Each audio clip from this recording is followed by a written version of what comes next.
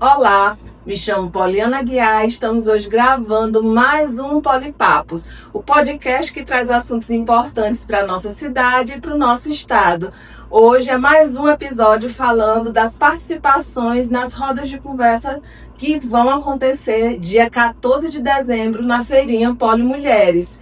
E uma das rodas muito especiais que vão acontecer lá é a roda sobre literatura, a mulher na literatura e os espaços que ainda podem ser ocupados. E para representar as mulheres que estarão lá, escritoras, a gente trouxe hoje a Ana Kaline Barbosa, que veio trazendo algumas obras dela. E ela vai contar um pouco da história dela, que ela vai também, na roda de conversa, dividir essa experiência que ela já tem como escritora com as demais, durante esse bate-papo gostoso que vai rolar lá na Feirinha Polimulheres. E aí, Kaline, me fala quem é você, me fala um pouquinho da sua formação. Quem é essa pessoa, essa escritora que fala sobre serial killer, que fala sobre filosofia? Vamos saber um pouco mais sobre essa autora. Bom, prazer estar aqui falando com você. Eu sou uma mistura de muitas coisas, digamos assim, né? A minha mãe é professora aposentada, então a leitura e a escrita sempre fizeram parte da minha vida. Então, para mim sempre foi muito normal gostar de ler, ficar em biblioteca, escrever. Só que quando criança a escrita era mais como uma fuga mesmo, porque eu sempre fui muito tímida, então eu escrevia para colocar para fora aquilo que eu não falava para ninguém. Quando eu comecei o ensino médio, aí sim eu comecei a escrever mais poemas. E uma amiga me pediu para fazer a inscrição desse meu poema, ou alguns poemas, no concurso que ia ter na minha escola na época. E eu não dava muito crédito não, porque eu escrevia não. Acabou que eu ganhei o concurso. No outro ano me inscrevi de novo, ganhei novamente. Então tem alguma coisa aí. Tem alguma coisa aí. E não parece. Que ela já observava, sua amiga já observava, mas você ainda não tinha acordado para isso. E esse empurrãozinho de uma outra mulher deu certo, não é isso? Com certeza, eu escutei o que ela tinha para me falar, né? E depois, na minha vida acadêmica, que eu me formei em Direito, aí eu fui misturando as coisas, porque eu sempre gostei muito de estudar também, sou muito curiosa. Então, me formei em Direito, aí logo já me especializei em perícia criminal, já fui para docência superior, já fui para filosofia e por aí vai. Então, na época da pandemia, eu comecei a pesquisar mais, eu comecei a ficar mais introspectiva, acho que todo mundo, né? Acho que todo mundo ficou meio assim, mais pra dentro. Todo mundo voltou pra si mesmo. E eu comecei a pensar em publicar livros. Eu sempre tive muito medo, mas foi a época que uma autora paulista falou comigo, me pedindo para usar um dos meus poemas, que eu tenho um poema sobre o Piauí. Ela achou esse poema na internet, pediu para usar em um dos livros dela, que era sobre uma piauiense. E esse livro acabou sendo sucesso na Europa. Uau! Então daí ela me dava algumas dicas, ela disse, olha, só escreve e publica, porque se for esperar, a perfeição não vai existir. Gente, só te interrompendo, mas é isso que a gente vai conversar na rodinha de conversa. Ela tá trazendo a experiência dela, os medos que ela teve que enfrentar para chegar até aqui, ser uma autora que publica livros. Então você que nunca escreveu é a principal pessoa que a gente quer atingir. Vá, mulher que ainda não escreve, não tem problema, porque olha só a história dela. Continue a contar a sua história, você fica atento. É possível, porque eu realmente tinha muito medo de colocar para o público o que eu escrevia. Então ela me deu esse empurrãozinho e eu falei, quer saber? Eu vou. Eu criei uma história, que é um suspense, um piauiense, né, vivendo aí um mistério na França, que envolve Idade Média, Inquisição, e eu fiz uma autopublicação. Enviei para uma pessoa fazer as correções, né, gramaticais, questão de diagramação, capa, e fiz uma autopublicação numa plataforma que chama Wiclap, é uma dica, escreve Wiclap, só procurar no Instagram, Wiclap. Lá tem todas como você deve seguir, todo passo a passo. E eu fui no cara e na coragem mesmo. Eu usei esse livro como um protótipo. Logo depois eu enviei outro livro, outro original, dessa vez para uma editora tradicional de São Paulo. E para minha surpresa eu fui aceita. Olha só, tem que arriscar. Tem que arriscar, porque senão não consegue, sempre fica no mesmo lugar, né? Eu fui aceita e daí fiquei nessa editora. Esse ano mudei para outra. né? Mas essa editora me abriu as portas, que é a editora Arcanos. Essa daqui, né? Que Isso, você tá. tem essa obra aqui chamada Acrópole, a elevação interior, né? Que parece ser um livro de filosofia. Esse foi o meu primeiro livro filosófico e espiritualista. Tem um pouquinho de psicanálise também. Vou botar ele aqui na imagem. Psicanálise de formação, também já me aventurei aí pela psicanálise. E esse outro aqui que você trouxe o exemplar é sua última obra, não é isso? Serial Killer, Isso. um filme hollywoodiano produzido em cenários nacionais. Esse é interessante porque ele nasceu da minha monografia. Ele nasceu da minha monografia do curso de Direito. Só que não foi assim tão simples. Porque essa monografia ficou muito tempo na gaveta. Eu me formei em 2014, 2013, 2014. E ficou na gaveta. Eu sempre falava pra mim mesmo, eu quero publicar, mas nunca era bom o suficiente. Aquela questão, né? Você fica ele estava engavetado. E tal hora chegou a hora certa dele sair da gaveta e virar. Foi esse ano, eu disse, quer saber, tá na hora. Fui lá, revi, atualizei, coloquei em formato de Então livro. tem a ver com as leis que falam um pouco, traz um pouco das questões legais envolvendo as pessoas que são homicidas, serial Sim, é um livro killers. que envolve psicopatas, né, em geral, e serial killers especificamente. Uhum. Ele tem um panorama psicológico e psiquiátrico, primeiro, né, para entender a mente desses serial killers, desses psicopatas. Depois entra na parte da legislação, né, explicando como que eles são tratados e como que eles deveriam ser tratados, ao meu ver. E no finalzinho tem um bônus, que é um conto de minha autoria. Nossa, que legal! Que ainda tem no final um lúdico, né? Um imaginário aí envolvendo, para saber se você compreendeu as informações legais que o texto traz. Aqui eu tô vendo que tem direito forense, né? Da questão toda envolvendo. Nossa, gente, é um livro muito interessante, principalmente para quem gosta de mistério e para quem gosta dessa parte assim de terror, né? De mistério. Eu acho que você tem uma linguagem muito interessante. Você consegue dar filosofia a um tema assim tão transversal. Me conta um pouquinho o que te inspira a escrever as tuas obras. Porque assim, não é comum, né? É uma mulher, a gente olha assim, meu Deus, ela tem interesse em questões de serial killer. Vamos me desmistifica de onde foi que veio essa paixão. Eu sempre tive interesse no suspense, no terror, enfim. Então eu sempre li muito sobre isso. A questão do serial killer, no quarto período de direito, mais ou menos, eu comecei a me interessar especificamente pela questão legal, estudar um pouco mais e pela mente deles. Uhum. Então, a partir daí, eu não parei mais de pesquisar, de estudar. Já faz o que, sei lá, 12 anos que eu estudo sobre eles. Então, eu pesquiso muito, leio muito livro, muita série, muito filme.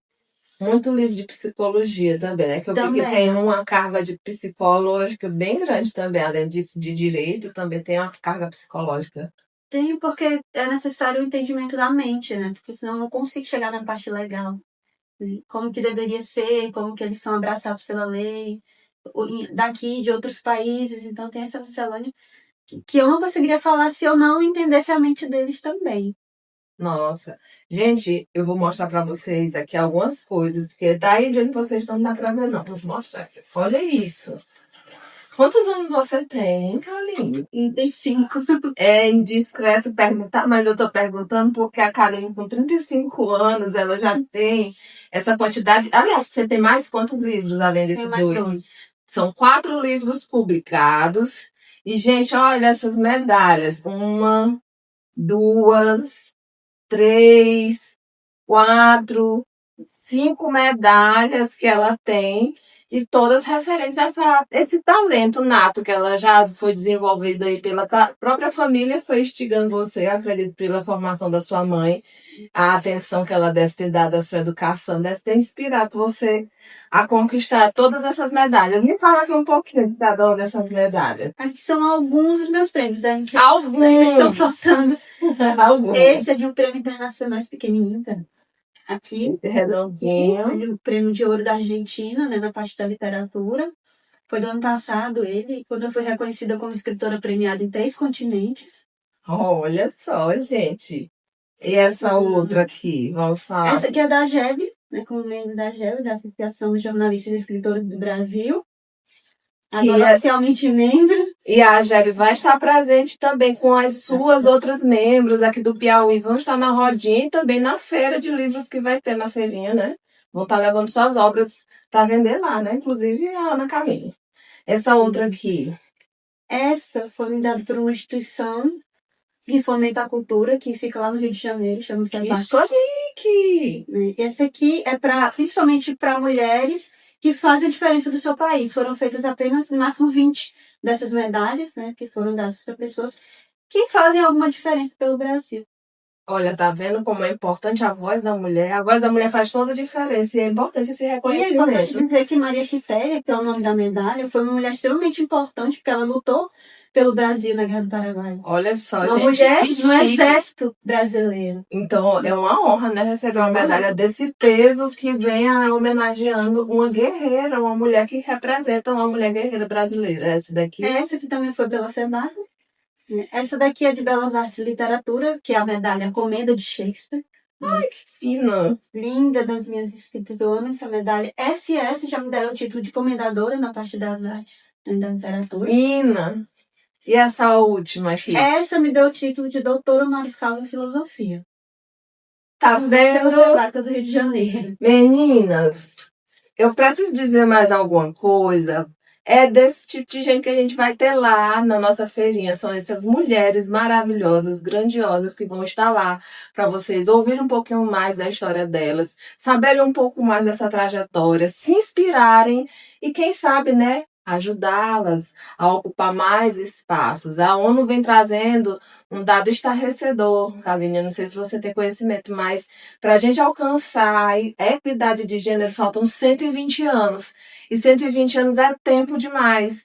Por isso a Feirinha Polimulheres existe, por isso Polipapos existe, para a gente justamente desenvolver modos de estar inspirando essas mulheres e estar apoiando essas empreendedoras em todos os ramos.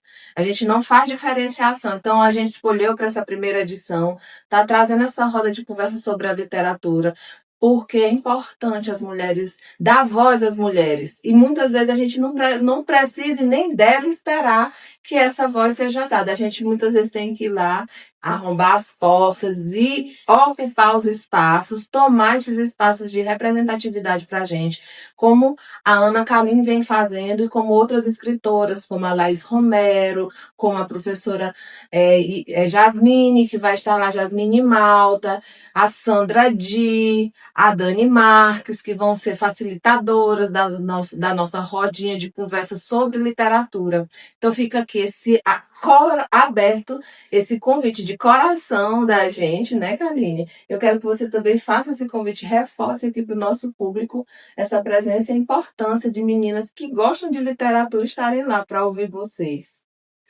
É muito importante agarrar as oportunidades que aparecem. Então, para as mulheres, é historicamente mais difícil. É tudo historicamente. Historicamente mais difícil, nós fomos apagadas, rejeitadas, queimadas, caladas durante muitos séculos. Silenciadas. Algumas mulheres que eu estudo, que eu admiro da antiguidade e de hoje, eu acho que elas merecem ter as suas histórias, né, revistas, conhecidas, porque muitas não são conhecidas. E, para mim, eu como escritora, eu acho que eu tenho um dever de colocar as minhas histórias para o público conhecer. Porque é uma forma também de dar voz para essas mulheres que foram caladas. Então, nós devemos isso a elas também. Isso. Então, se você tem vontade de fazer alguma coisa, tem medo, acha que não é bom o suficiente, vai no sendo bom mesmo, vai com medo, vai, se não tiver uma porta aberta, mete o pé na janela e vai, é assim. Isso. Porque, infelizmente, nós temos que lutar mais, né, para alcançarmos espaços que já deveriam ser nossos por direito. Mas esses espaços são alcançados assim mesmo. Trabalho de formiguinha, é uma ajudando a outra, e a sororidade não pode ficar só no papel, só no dicionário. Ela tem que ser exercitada, e esse exercício é diário, é tijolinho por tijolinho. E esse evento, né, que vai acontecer lá no Parque da Cidadania, é um desses tijolinhos, né? Então, vamos colocar, vamos participar. Não só mulheres que já têm algum empreendimento, mas que querem ter, que querem escrever, que já escreveram, enfim. Mulheres ajudando mulheres. Isso. E nossas rodinhas de conversa não vão ser só reflexivas, né?